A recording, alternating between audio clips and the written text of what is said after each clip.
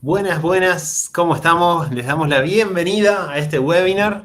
Estoy súper contento de estar acá compartiendo el escenario virtual, vamos a llamarle, con Joel Monbeliski. Mi nombre es Federico Toledo. Soy uno de los fundadores de Abstracta. Hace 20 años, más o menos, estoy trabajando en el área de testing.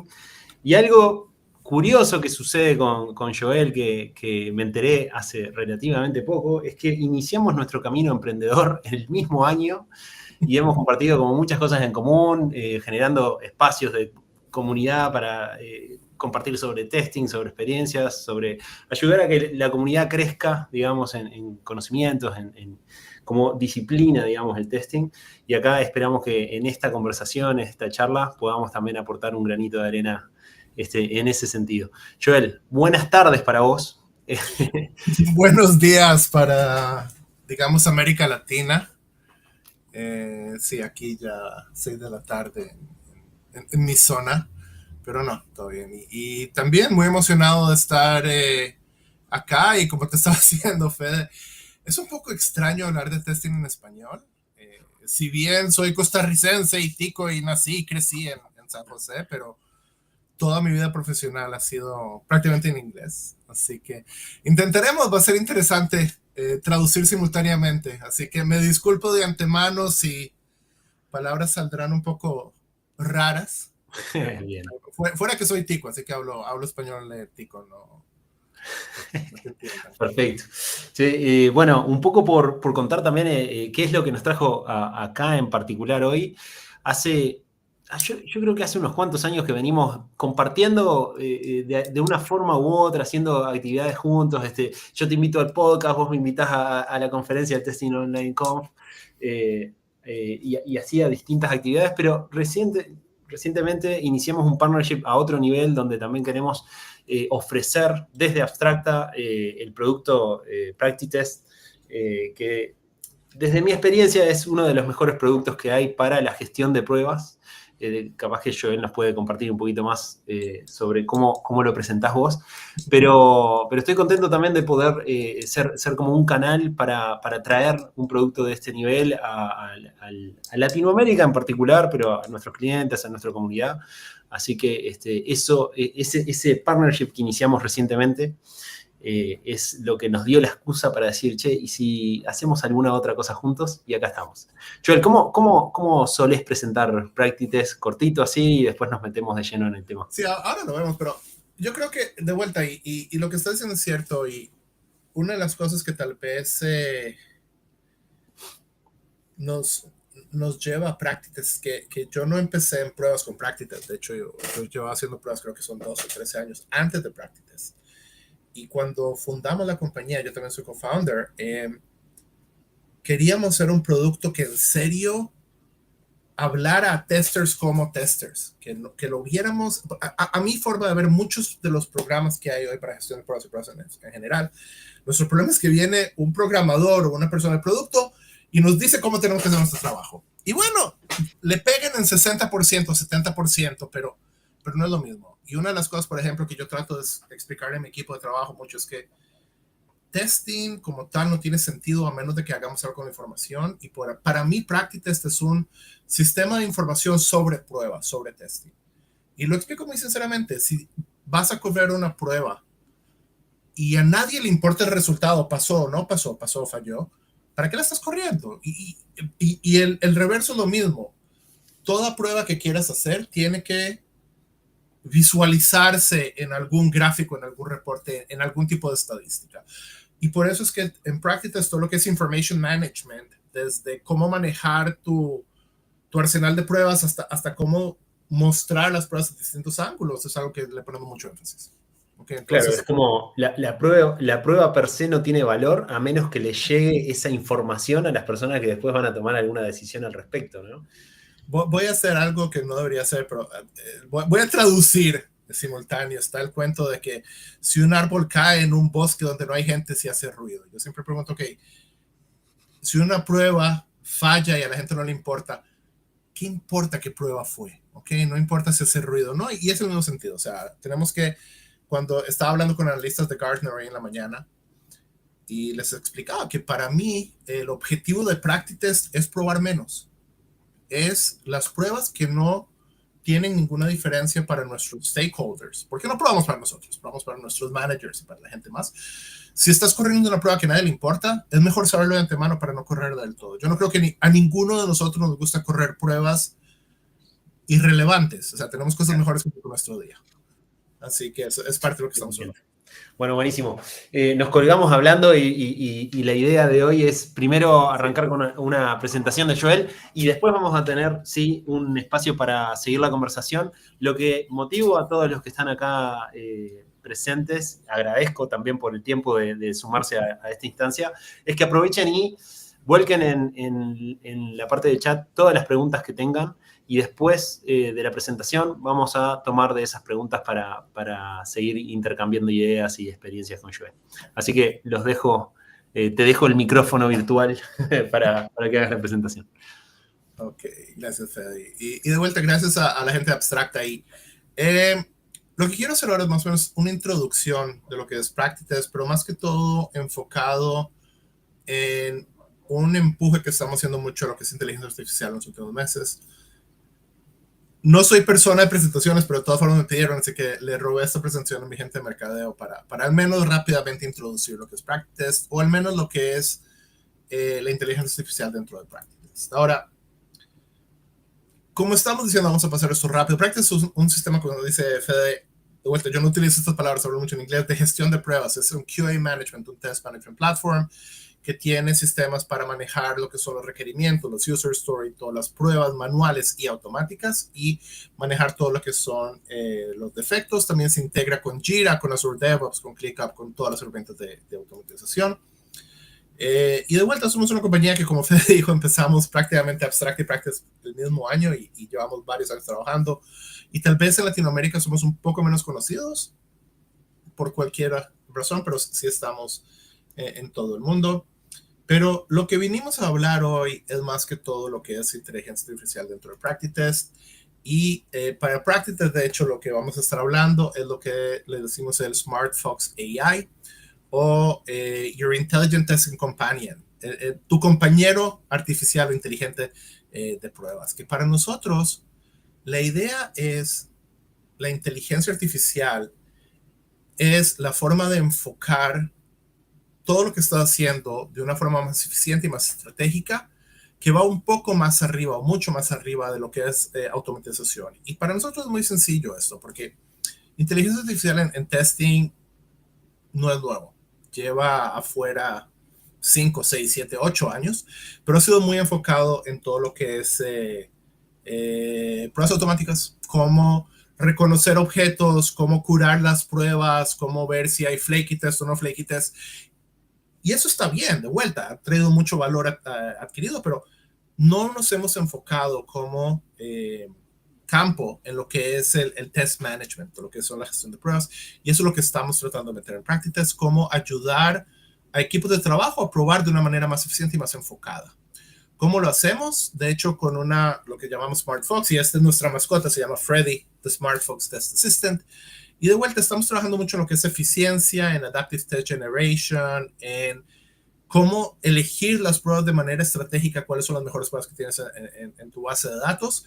Y de vuelta, esto es nada más el inicio. Llevamos trabajando activamente en esto prácticamente un año y tenemos un plan de trabajo mucho, mucho más avanzado de lo que es. Y de hecho, en pocos minutos les voy a mostrar una demostración de cómo se ve esto ya en la herramienta como tal. Pero la idea, lo que queremos hacer, nuestro objetivo es que PractiTest funcione como un ayudante, como una persona, un sistema dentro de la herramienta que te va a ayudar a generar mejores pruebas, que te va a ayudar a ver si hay pruebas que tal vez no deberías escribir o no deberías correr.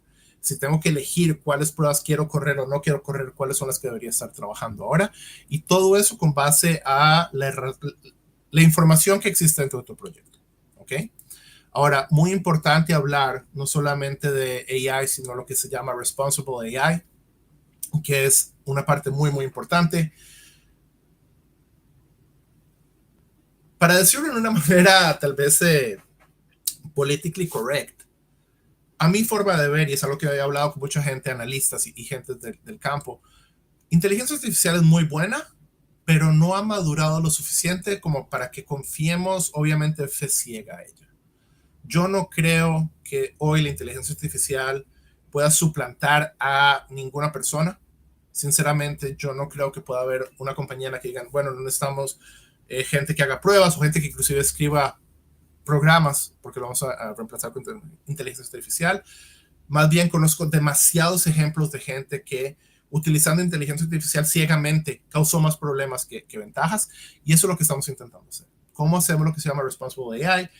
A través de tener, lo primero que todo, transparencia en las operaciones, saber qué es utilizado con inteligencia artificial, cómo hacemos para que la gente sepa que ha sido ayudado, que no ha sido ayudado, y así podamos enfocarlo mejor.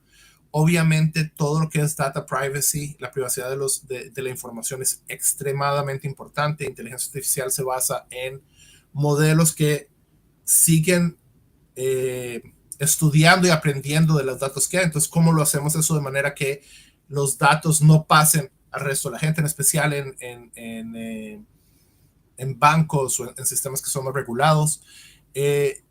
Un punto que es muy importante, y de vuelta, hablando con analistas, lo hacemos prácticamente todas las semanas, que nos contaba que había visto generación de pruebas en las cuales partes de los steps, de los pasos a correr, no tenían nada que ver con el sistema o con el user story que estaban trabajando, y son defectos que hay en los modelos de inteligencia artificial. Hay una cosa en inteligencia artificial que los mismos modelos pueden hacer lo que se llaman alucinaciones, hallucinations en inglés, por lo cual si yo le digo a mi sistema que quiero que me genere 12 pasos de prueba, si tiene información para hacer 8, va a inventar los otros 4. ¿Okay? Son cosas que tenemos que entender cómo manejar esas cosas, y obviamente mantener al humano dentro de él, o siendo la parte central del proceso.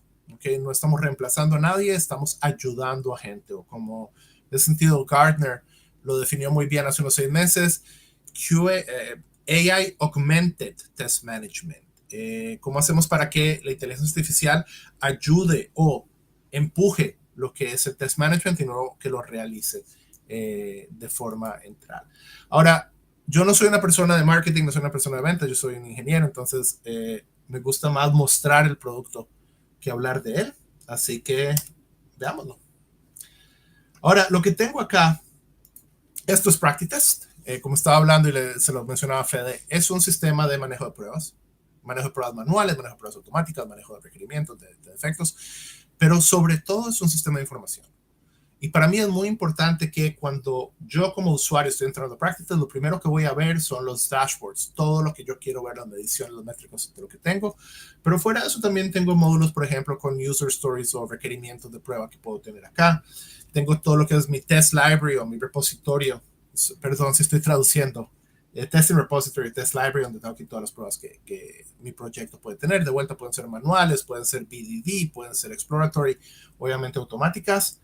Toda la ejecución se maneja acá en lo que es el tests and runs. Y de vuelta, no estoy haciendo una demostración del producto, con mucho gusto lo hacemos, pero esta no es la idea de esta sesión. Y también manejamos todo lo que son los defectos, los bugs, issues, cuando inclusive en este proyecto, mi proyecto está en este momento integrado con Jira, como gran parte de nuestros usuarios, en los cuales si se escribe, por ejemplo, un requerimiento en Jira, lo vamos a ver acá. ¿Ok? Va a ser importado directamente. Pero como estamos hablando, para mostrar 2 o 3 ejemplos de cómo PractiTest maneja lo que es inteligencia artificial en pruebas, una de las cosas que a la gente sí le está gustando mucho es cómo yo puedo tomar un requerimiento y generar las pruebas automáticamente. Entonces aquí tengo un ejemplo de un requerimiento. Delete entities, de vuelta mi demostración está en inglés, así que disculpas, pero cómo borrar objetos dentro de mi proyecto. Aquí tengo todo lo que son los requerimientos que están acá. La idea es de que cada requerimiento en Practice puede ser cubierto por 1 o 2 o 3 o 20 pruebas distintas. Entonces, en este sentido, puedo ir a Traceability y puedo decir que yo quiero generar una nueva prueba. Voy a generar aquí una nueva prueba con steps. Automáticamente lo que el sistema hace es que me va a llevar a la parte que es el test library, mi repositorio de pruebas, donde va a generar primero que todo una prueba de vuelta, delete entities, borrar objetos, con la misma descripción que tenía el requerimiento que tenía acá. Pero en paralelo, leyendo todo lo que está aquí escrito y entendiendo cómo se puede probar, me va a generar steps que me va a ayudar a probar esto. De vuelta en paralelo, el sistema va, lee lo que es la descripción de la prueba, el title de la prueba, la descripción, el resto de los campos que hay ahí, y me va a sugerir estos steps para probar el sistema. Obviamente en este momento está en inglés, pero se puede también traducir, no hay problema, se puede ver que se traduce, pero como le decimos a mucha gente, la probabilidad de que estos steps de entrada sean los que yo voy a querer correr, sinceramente es casi que cero, casi que nula. Entonces lo que queremos dar es la oportunidad, yo como tester, que pueda entrar dentro de lo que llamamos el Step Generator y seguir ese sistema en el que yo estoy hablando con mi modelo de inteligencia artificial para cómo manejar mi prueba de manera mejor. Por ejemplo, yo tengo aquí todos estos steps y me puedo dar cuenta de que se me olvidó poner parte de la prueba que, qué sé yo, pruebe cómo la localización en español. Entonces puedo poner acá, can you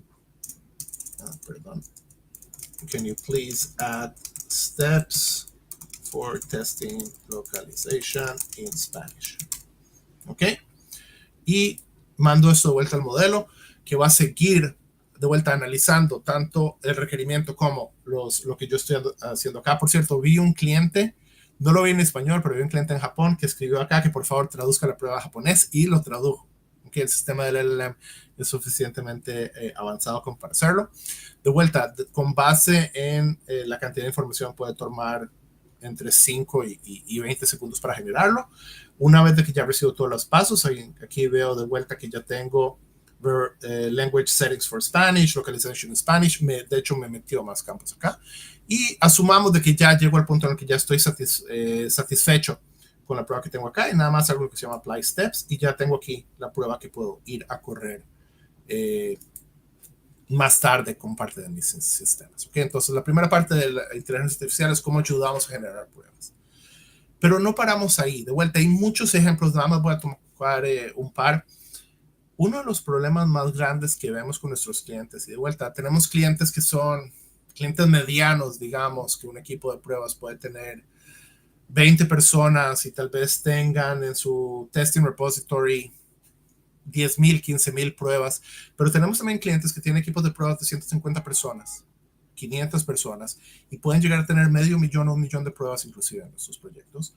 Uno de los problemas más grandes que tiene, cuanto más gente tengo yo en mi equipo de trabajo, más y más voy a tener gente que está creando pruebas duplicadas. ¿Por qué? Porque si yo tengo 50,000 pruebas dentro de mi repositorio y me llega a mí un requerimiento nuevo, el chance de que yo sepa que existe una prueba ya que puedo reutilizar para lo que yo estoy haciendo prácticamente es cero. ¿Okay? ¿Por qué? Porque tengo demasiada información, me es muy, muy difícil encontrar el resto de la información. Y justo lo que estamos haciendo ahora en Practice es, en el momento que yo o estoy generando una prueba o quiero generar una prueba, dentro de Practice te damos la opción de ver similar tests. ¿Ok? En esta exactamente no he encontrado. Vamos a ir, por ejemplo, acá, acá. Y cuando presiono aquí Similar Test, el sistema de vuelta hace un análisis de toda la base de datos, no necesariamente palabra por palabra, es un poco más inteligente que eso, y me va a decir cuáles pruebas tengo ya en mi base de datos que tal vez las pueda reutilizar en vez de generar una prueba nueva. Okay, entonces todo esto de Similar Test o Duplicate Test es muy, muy usado en este momento. Más que todo, no para reducir el tamaño de la base de datos, sino para no generar pruebas que no son necesarias en este momento. ¿Okay? Entonces, de vuelta, otra forma de ver inteligencia artificial que estamos viendo. Por cierto, el mismo algoritmo que tenemos acá para no generar pruebas. De hecho, lo aplicamos hace un par de meses en lo que es para no generar defectos nuevos. Y aquí inclusive la gente está mucho más emocionada porque cuando una de las cosas que estamos viendo mucho, y de vuelta todos lo conocemos, a todos nos ha pasado, el sistema de duplicate bugs. O sea, yo estoy corriendo una prueba, encuentro un defecto, lo reporto y va a llegar alguien y va a decir, bueno, es un bug duplicado porque ya lo había reportado un amigo tuyo, no importa si fue 2 horas antes o 2 semanas antes.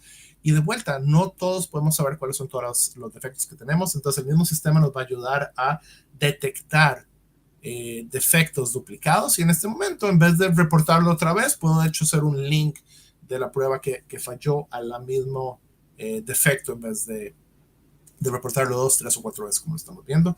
De vuelta, otro sistema de utilizar inteligencia artificial. Y lo último que quiero mostrar de vuelta, no quiero hacer eso una demostración de prácticas, más que todo son ejemplos de cómo utilizar inteligencia artificial.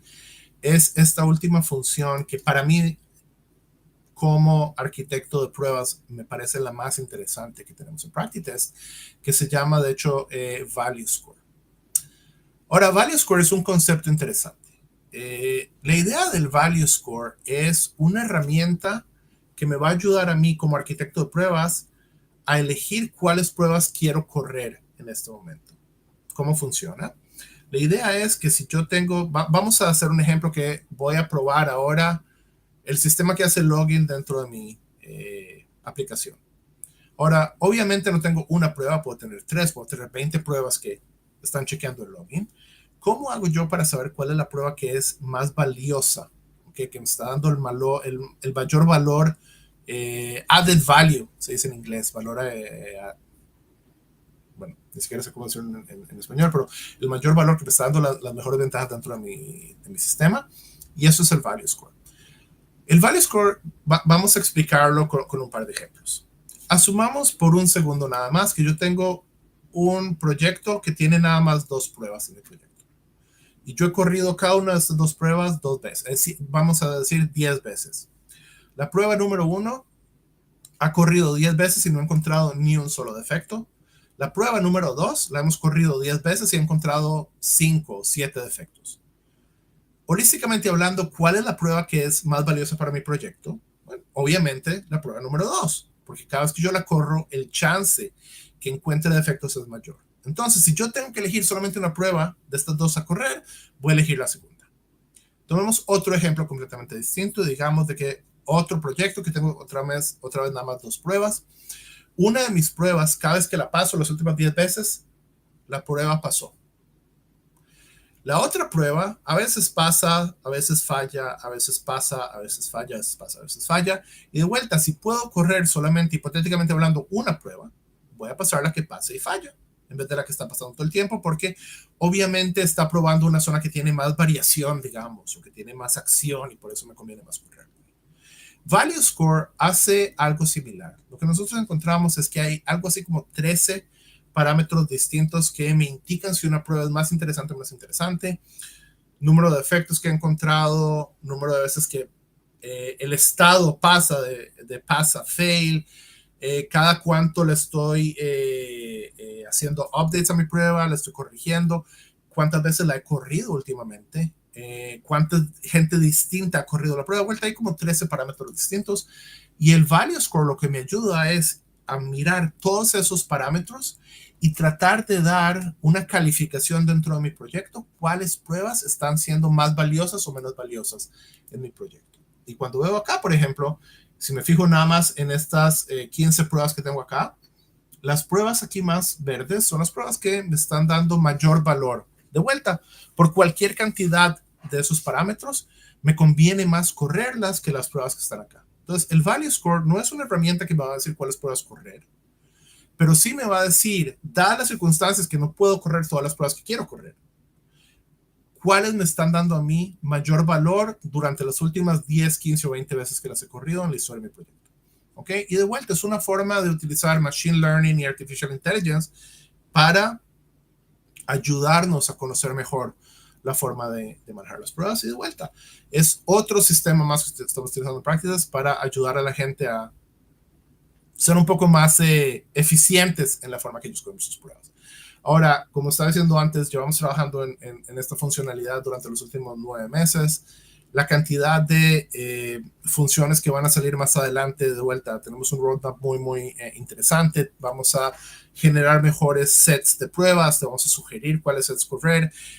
Cuando empiezas a correr una prueba, te vamos a decir cuáles son los pasos, los steps que son más interesantes o menos interesantes con base en la información que ya tenemos de las pruebas anteriores. La idea es ayudar a, no importa si eres un junior tester o un senior tester, cómo trabajar de una manera más eficiente en todo lo que es tu gestión de pruebas dentro de la organización. Y de vuelta, todas cosas, por ejemplo, lo que es el value score o duplicate test, no importa si tu prueba es manual, si es exploratory, si es automática, los mismos algoritmos trabajan para todas las pruebas. Y de vuelta, esto es como un tasting, una probada de lo que tenemos en Practice, y si a alguno de ustedes les interesa conocer más, obviamente pueden contactar a la gente de Abstracta y con muchísimo gusto les mostramos más de lo que tenemos en el sistema. Fede, sigamos adelante. Buenísimo. Tremendo esto. Tengo algunas impresiones. Antes de pasar a preguntas, tengo un comentario que me hizo pensar esto que mostraste recién, ¿no? ¿Te suena esta, no sé si es una fábula o una analogía o qué, que habla del concepto de afilar la sierra? Yo lo conozco de uno de los libros de Stephen Covey, que habla de esto de que uno generalmente está tan ocupado, quizá está intentando cortar madera con una sierra desafilada, y alguien de afuera puede decir, che, ¿por qué no te tomás un minuto, afilás la sierra y eso va a hacer que cortes más rápido, que seas más efectivo, más productivo, qué sé yo? Pero uno cuando está en esa es tipo, no tengo tiempo a afilar la sierra, mirá, tengo que terminar de cortar acá, no sé qué. Y a mí me parece que muchas veces, lo he visto en equipos nuestros a veces, internamente, que es, che, tenemos un montón de herramientas que están incorporando nuevas funcionalidades, nuevas formas de automatizar, de ser más productivo, inteligencia artificial. Tomate un minuto, aprende esto y seguramente vas a lograr incorporarlo en tu proceso de trabajo y acelerar la forma en que trabajas. Esto que mostraste, lo que me encantó es que ayuda a romper ese no tengo tiempo, gracias a incorporarlo en el proceso de forma muy simple, muy armoniosa, ¿no? Muy fácil, muy sencilla de incorporar. Entonces, como que de un momento a otro siento de que, mira, en esto que yo iba a ponerme a diseñar una prueba, a pensar los casos de prueba, a diseñar algo, ya tengo la sugerencia y puedo incorporarlo automáticamente y empezar a revisar y qué sé yo. Entonces, creo que en las personas de producto hay un desafío muy grande hoy en día, que es cómo hacer para integrar en los procesos que ya existen de una forma sencilla, y creo que ustedes en esto lo lograron de muy buena manera. Así que felicitaciones por eso. Pero también hablando un poquito de esto, la contrapartida, y esta era la pregunta que te quería hacer. ¿También escuchaste hablar de algún estudio que salió y se hizo bastante polémico últimamente sobre el cognitive offload, ¿no? Como uno agarra y dice, esto me lo generó ChatGPT, y si bien hay un mensaje de hay que revisar lo que te genera porque puede estar alucinando, puede estar errado, uno como que de a poco va entrando a confiar y a soltar y a delegar el razonamiento y nuestras habilidades de diseño, quizás. Entonces, a mí la preocupación, si se quiere, en cierta forma que me da, y quiero saber cuál es tu perspectiva, de qué va a pasar con el tester que diga, listo, pum, clic acá, me generó los pasos, se ve todo bien, lo guardo y considero que esto está cubierto, ¿no? Hay mucho aquí de educación, yo creo, y tal vez de lo que es disciplina personal, self-discipline. No sé cuántos hijos tienes, yo tengo 3. Una pequeña por ahora. No, mi mayor tiene 18, ahora justo acá de sacar licencia de conducir es otro problema. Pero mis 2 hijas estudian matemática y siempre se quejan de por qué tienen que aprender a hacer este tipo de operaciones, y la computadora los es todo, si le pueden pedir a ChatGPT. Ahora es ChatGPT, en nuestra época era calculadoras, ¿para qué hacer multiplicaciones complejas y calculadoras lo pueden hacer? Y mi respuesta es que siempre es importante entender los básicos para poder nosotros mismos corregir o saber inclusive qué herramienta utilizar, en qué sentido. Y yo creo que acá va a depender mucho también de la disciplina de las compañías como tal. Ya hoy por hoy hay muchos horror stories, historias de horror, de qué pasa cuando la gente utiliza ChatGPT de manera ciega. Practices tiene las propias. De hecho, mis programadores utilizan, no sé si ChatGPT o Copilot o cuál de todos los sistemas para eso, pero recuerdo hace un par de meses que tuvimos un defecto muy, muy grande en producción. El sistema no se estaba desempeñando como tenía que ser, unos filtros tardaban 3 o 4 segundos están cargados. Tuvimos que sacar un patch, todo paró durante 3, 4 horas, lo sacamos y obviamente después hicimos el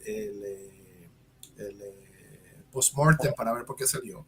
Y muy sencillamente un programador metió una parte de ChatGPT sin revisarlo a fondo, sin entender lo que estaba haciendo. Va a ser mucho de la disciplina que estamos haciendo ahora. Si yo voy a tener una persona que va a agarrar, y se los digo hoy a mis clientes, si ustedes agarran el Step Generator y lo usan ciegamente, sin revisar lo que está dentro, no va a ser suficiente, van a estar liberando defectos. Es un shortcut, es una forma muy buena de ayudarte. Por cierto, para nosotros los expertos como tales, de recordarnos las cosas básicas que tal vez se nos olvidan, porque vamos directamente a las cosas complicadas y nos olvidan hacer las partes básicas. Ahí es donde nos puede ayudar. Pero no existe hoy ningún sistema, ningún LLM, ningún Natural Language Model que sea lo suficientemente bueno. Y todos los que utilizamos AI, en especial los vendors, nosotros que estamos sacando las herramientas, tenemos que tener mucho cuidado cómo las posicionamos.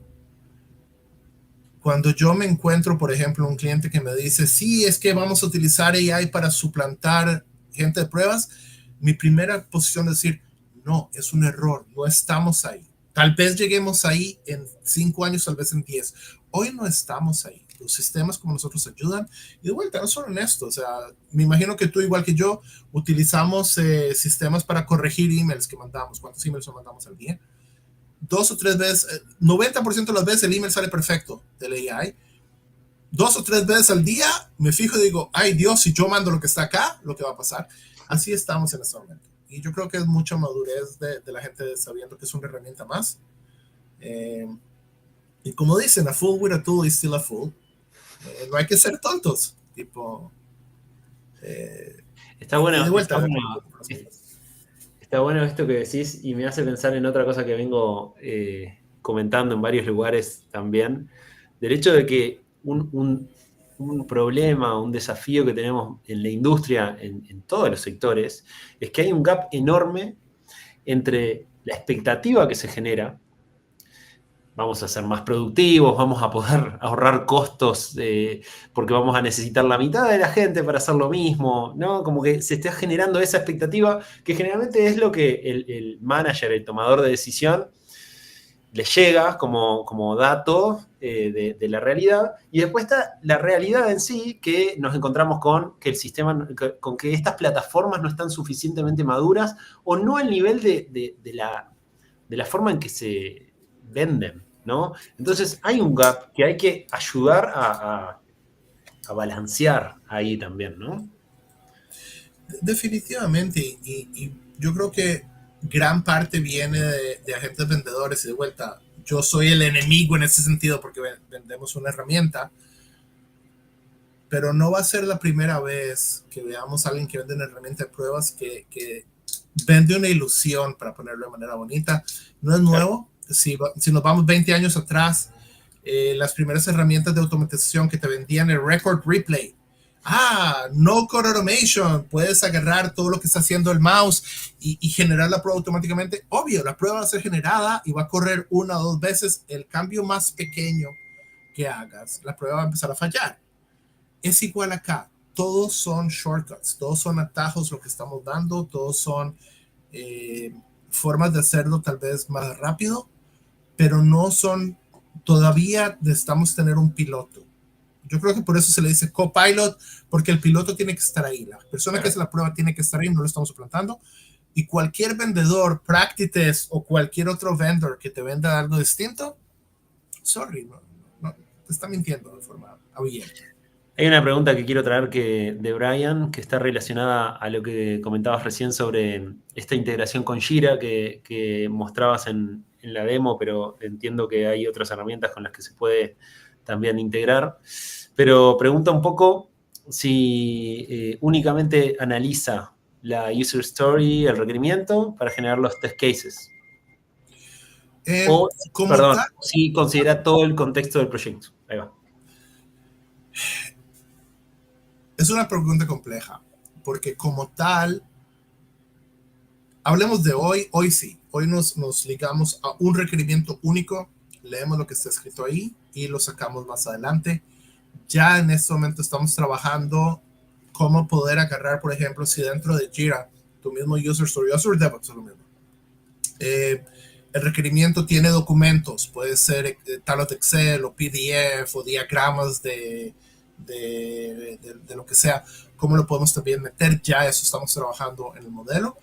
La parte más interesante a mi forma de ver va a venir más adelante, no le hemos llegado, pero sí está planeado, cuando vamos a fijarnos en el contexto entero de tu proyecto. ¿Y a qué me refiero acá? Si nos fijamos, todo el tema de shift left testing, cómo podemos hacer inclusive pruebas a los requerimientos, a los user stories, es mucho ver un user story en el contexto de todo el proyecto que tenemos acá. Si yo te puedo agarrar y decir, este user story está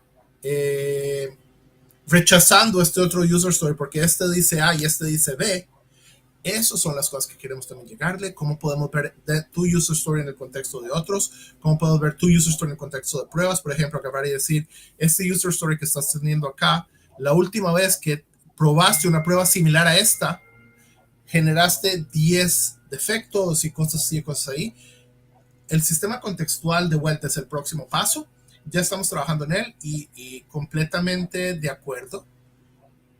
Ahí es donde va a ser más interesante. Hoy por hoy es interesante, va a ser más interesante cuando lo podamos contextualizar con todo el proyecto. Por cierto, no necesariamente nada más con eso, también con los defectos que tiene, pruebas similares que corriste.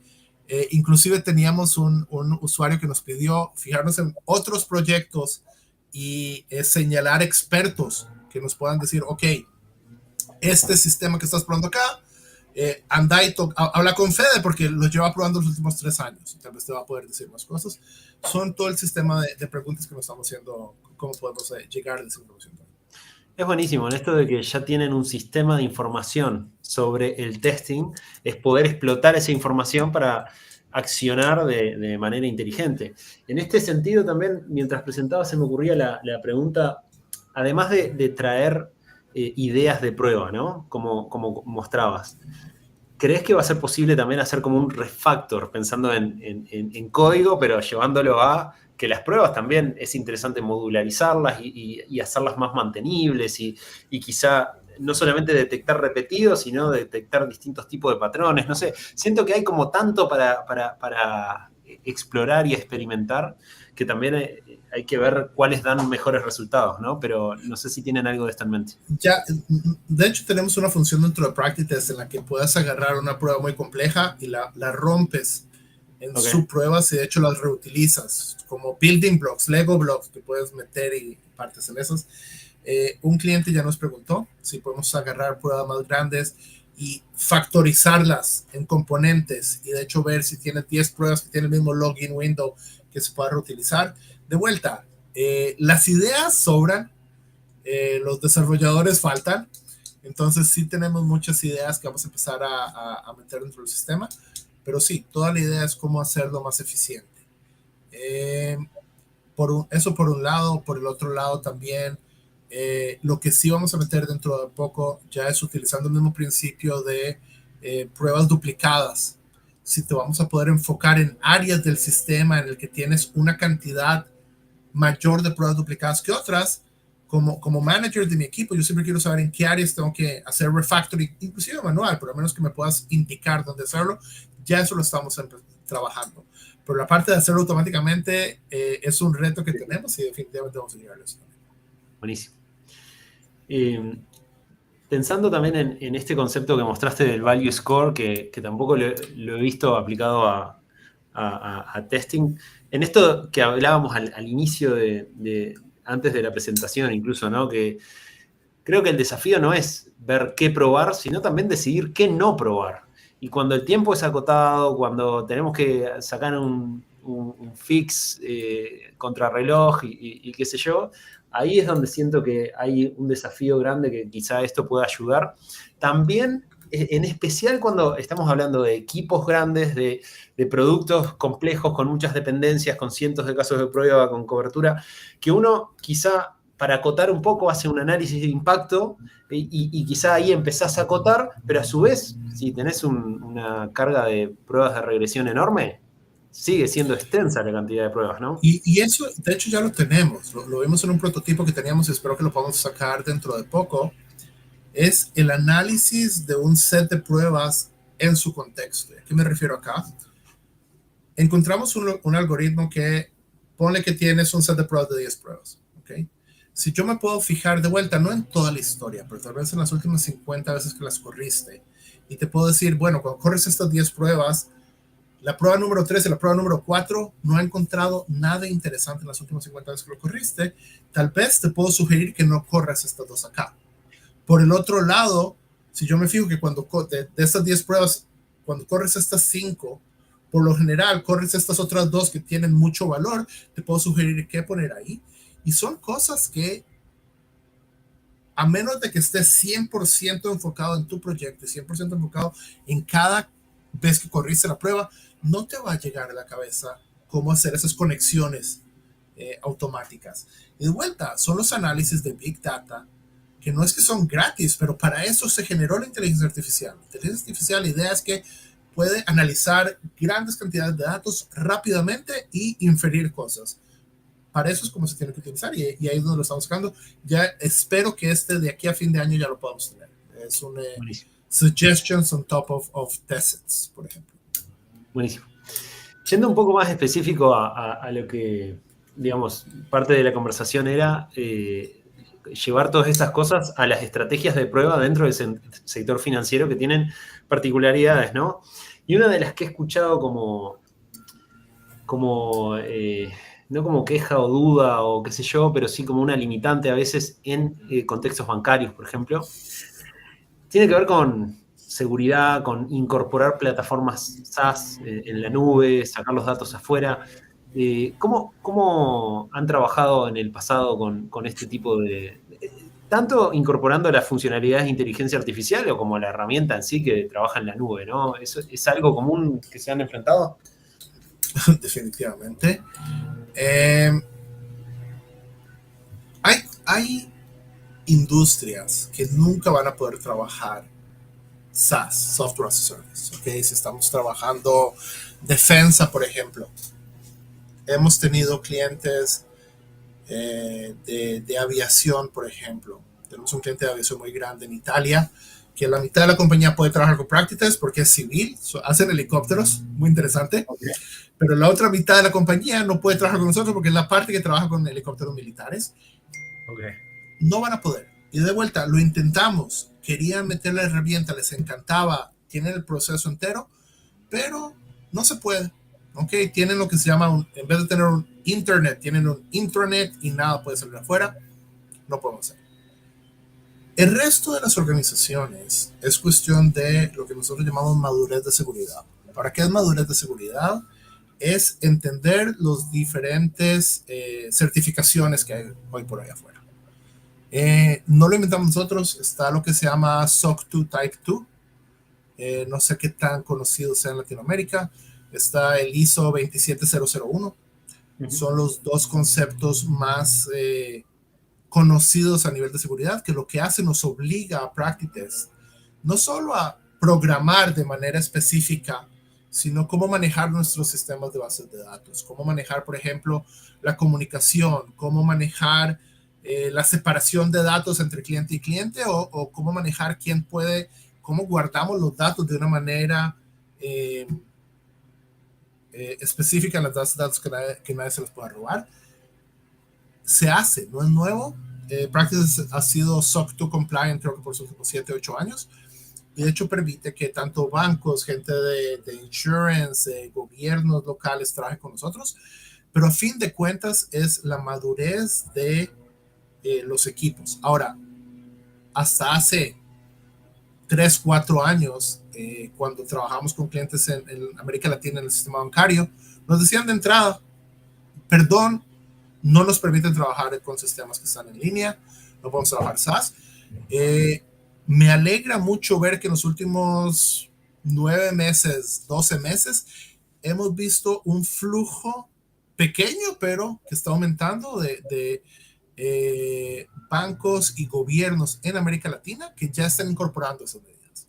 Es un sistema de educación. O sea, a fin de cuentas, mi mujer justo también trabaja en la tecnología, trabaja en una compañía de cyber, todo el tiempo nos muestra los análisis que toda la gente que logra hacer hacking dentro de compañías, 90% de las personas son por errores humanos. Alguien que dio el password a alguien que escribió el password en un cuaderno, y no tanto los sistemas de fuera, pero de vuelta es una cuestión de educación. Sí, la compañía tiene que trabajar de una manera segura,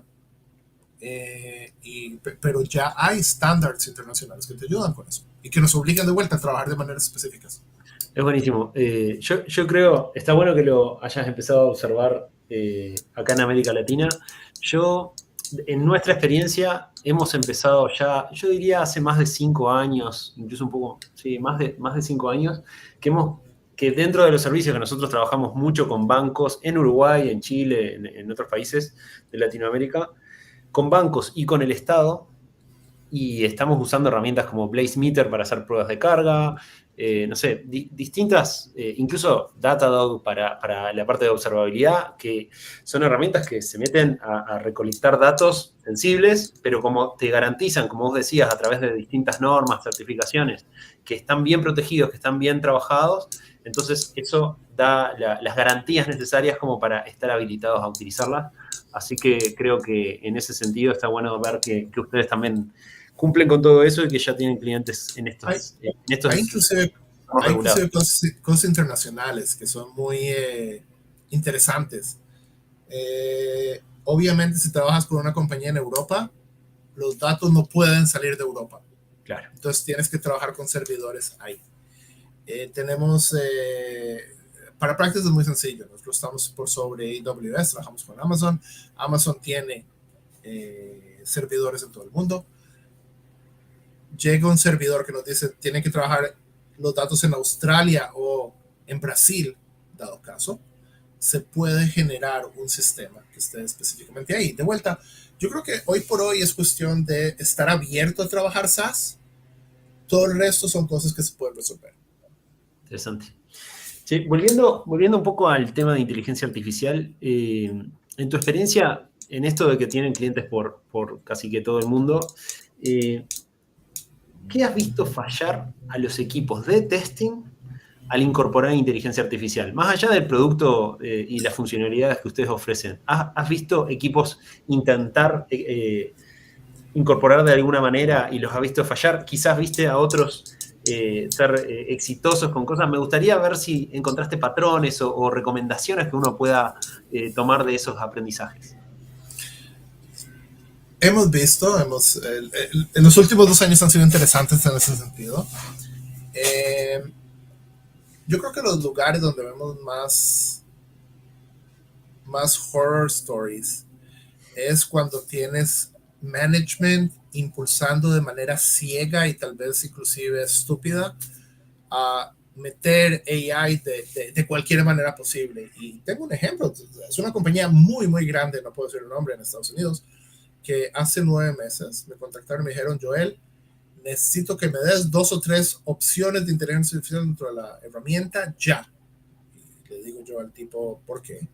Me dice, porque el CIO mandó un email a todos que tenemos 2 semanas para mostrar cómo las herramientas que utilizamos hoy ya están incorporando inteligencia artificial, y si no, tenemos que buscar herramientas alternativas que lo tienen. ¿Por qué? Porque al parecer estaba jugando golf con un amigo y eso es lo que le dijo hacer. Por dicha, le mandé y le dije, bueno, tenemos esto y tenemos esto que ya está acá y vamos a incorporar estas 2 cosas de que a 3 meses. Perfecto. Cuando tienes a alguien que ciegamente está tratando de tirar AI, ahí es donde ven los problemas. Vi un cliente, por ejemplo, que estaba utilizando, hay herramientas, por ejemplo, hoy que agarran pruebas manuales y te las traducen automáticamente a pruebas de Selenium. ¿Ok? Y él dijo que quería hacer un export de practices para pasarlo a este sistema. Le demostramos cómo se puede hacer con los APIs, lo generó con APIs. A los 3 meses llegamos, hablamos con él y preguntamos cómo estaba el proyecto y dijo que después de 1 mes y medio lo tiraron por la basura porque se dieron cuenta que si bien por la API podían generar las pruebas estaban tomando más tiempo en corregir los false negatives que lo que estaban buscando ahí, porque el sistema no estaba lo suficientemente maduro. Yo creo que los mayores errores que hemos visto es cuando la gente implementa algo sin hacer un buen POC, sin hacer un... ¿Cómo se dice POC en español? Sí, solemos decir prueba de concepto. Sería. Ok. Cada vez que vas a incorporar alguna tecnología nueva, tienes que entenderla y probarla bien. De vuelta, la tecnología no es inteligente. Inteligencia artificial no es inteligente, es estadística aplicada. Pero tienes que ver cómo lo vas a meter dentro de tu proyecto y cómo vas a generar buen valor. Es como, qué sé yo, trabajar con un serrucho y pasarte una motosierra. Si no la sabes manejar, te vas a cortar una pierna. Okay. Es el mismo sistema lo que estamos viendo. Pero yo creo que la mayoría de los problemas que vemos cuando la gente lo utiliza de manera ciega, cuando cree que es magia, que les va a ayudar sin entender cómo hacerlo. Me gusta el concepto de entender la propuesta de valor, pero además, y acá entra el escepticismo del tester, y es donde creo que podemos tener un papel interesante en todo esto, es decir, ok, suena bien la promesa de valor, pero hasta no verlo no lo creo. Entonces hagamos una prueba donde yo pueda validar de que ese valor que me estás prometiendo se cumple y experimentarlo y basar las decisiones en datos aplicados a mi contexto chequeando esa promesa, ¿no? Y yo creo que más que todo, ni siquiera es si la promesa de valor es real o no es real. Puede ser real, pero tu contexto y tu proceso de trabajo dicta demasiadas cosas que pueden ayudarle o no ayudarle. Y de vuelta, no tenemos que fijarnos solo en inteligencia artificial. No sé cómo fue en América Latina, pero lo pasé mucho en Israel cuando hace 15, 20 años empezaban a hablar de Agile y Agile y Agile. Y me acuerdo muy, muy bien de amigos míos en equipos de pruebas que hace 15 años empezaron a decir de que Agile lo que estaba haciendo es que todos somos encargados de calidad y de hecho los programadores van a hacer sus pruebas. Y me acuerdo muy, muy bien, una compañía en especial, un día de la nada le dijo a todos los testers, gente, váyanse a la casa, de ahora en adelante los programadores hacen testing, porque nosotros trabajamos Agile.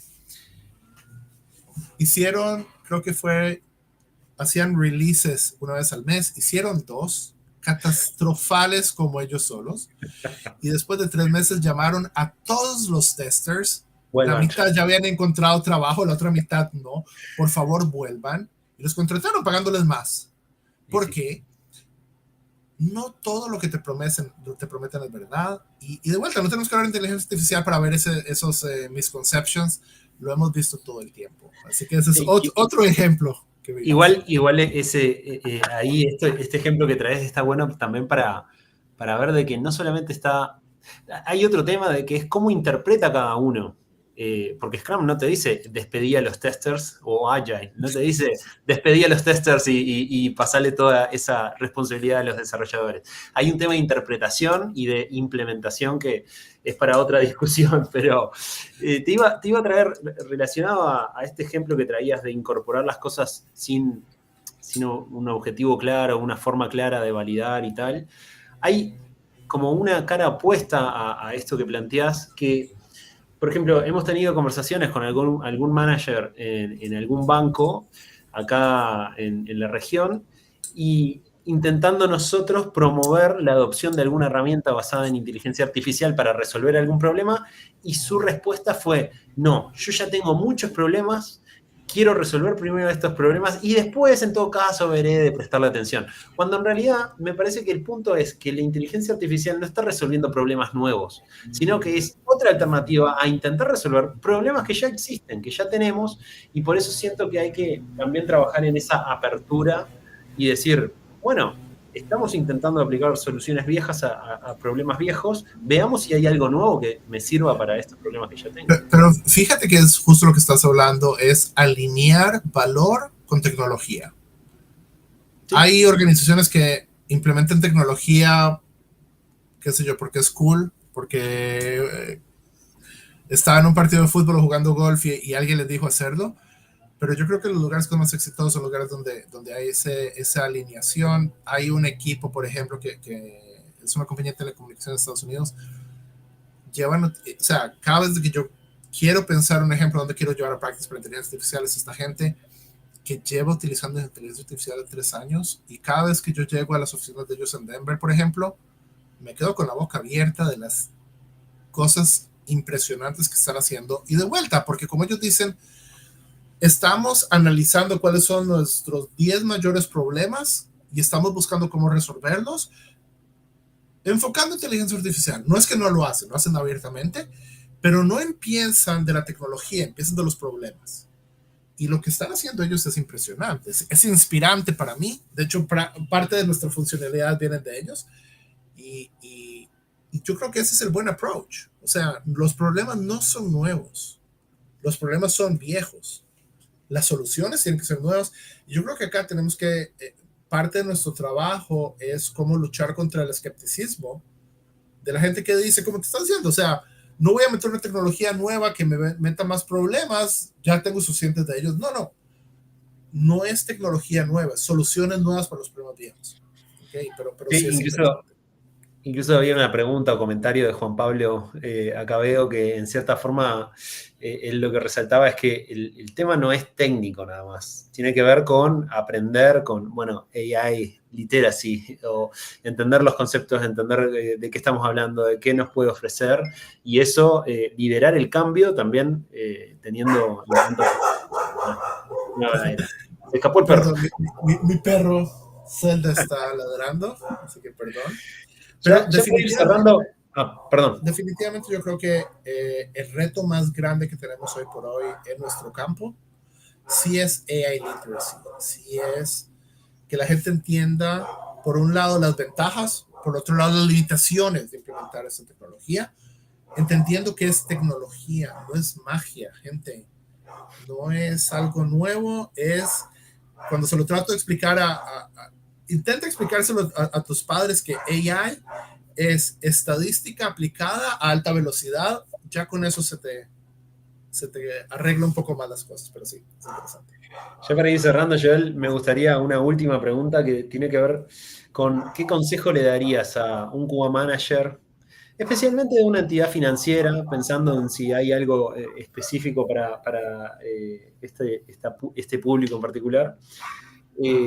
¿Algún consejo como para ayudarlos a incorporar o a comenzar a incorporar inteligencia artificial en sus estrategias de prueba? Yo creo que es going back to basics. Intentemos enfocar en nuestros 3 mayores problemas, en nuestros 3 mayores retos, en las 3 cosas que estamos haciendo de manera más ineficiente. ¿Ok? Y enfocando en estos, muy probablemente haya una solución basada en AI que te pueda ayudar a salir adelante. No necesariamente Practice Test, hay cualquier cantidad de sistemas y servicios, desde ChatGPT, Copilot, Practice Test o cualquier otra cosa, pero la idea es empezar con los retos, no empezar con la tecnología, y de ahí salir adelante por varias razones. Primero, me va a ser más fácil explicarle a mis managers cómo hacerlo, me va a ser más fácil evaluar si la implementación me está ayudando o no. De vuelta, si tengo un reto, me va a ser muy fácil ver si el reto es menor o mayor. Es mucho más sencillo empezar por el problema y buscar la solución, y no empezar por la solución y buscar qué problema se adapta a él. Súper, muy bueno. Quiero dejar 3 call to action. Uno, que es el que se viene dentro dentro de muy poco, el Online Testing Conf, ¿verdad? Que es gratuita, está accesible. ¿Querés contar un poquito de qué va, la fecha, etcétera? Ok, el Online Test Conf, de hecho, es en septiembre, algo así por un mes, y mandemos el link. Es un proyecto que llevamos ya creo que es 11 años, antes de que estuviera la pandemia y todos habláramos por Zoom. Una forma de traer los mejores expositores de QA a hablar con el mundo, y de vuelta traemos a Lisa Crispin y a James Baja, no sé quién está ahora sinceramente, pero todo el tiempo traemos bien, y la idea es que sean accesibles para todos nosotros. Y lo más bueno, también siempre metemos voces nuevas, así que puedes ser participante esta vez y expositor la próxima, pero de vuelta conviene mucho hacerlo una vez cada 6 meses. Entonces sí, vamos a mandar ese link. Queda esa invitación, también la invitación a la Quality Sense Conf, que va a ser en Montevideo.